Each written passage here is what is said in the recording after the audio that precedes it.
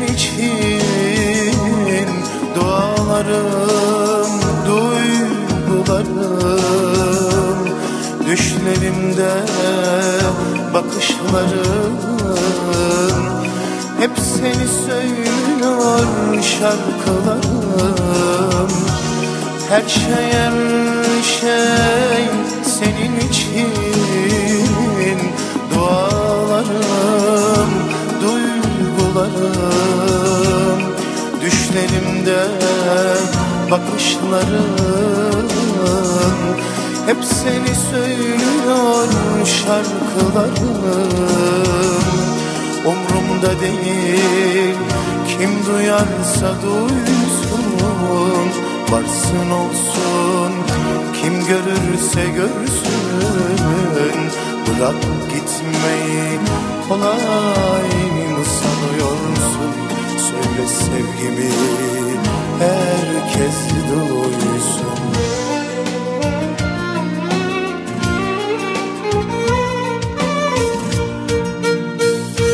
Duyanlara, duymayanlara, soranlara, sormayanlara, ben onu seviyorum çok, seviyorum, seviyorum, seviyorum.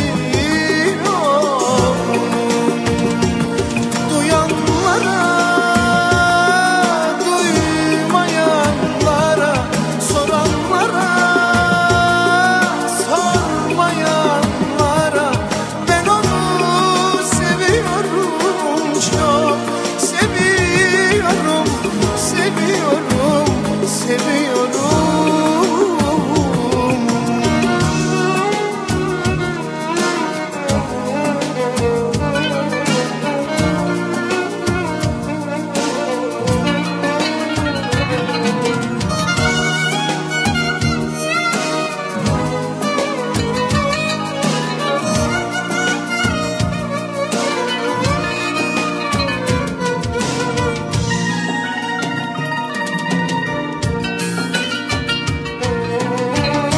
Her şey senin için dualarım, hayallerim, arzularım, gözyaşlarım hep sana olacak sarılışlarım. Her şey senin için dualarım, hayallerim, arzularım, gözyaşlarım hep sana olacak sarılışlarım. Boş ver, boş ver, ne derlerse desinler, saklama sen de bunu, söyle bilsinler. İsterse bizi vurup öldürsünler, İnan bu aşkımı silemezler.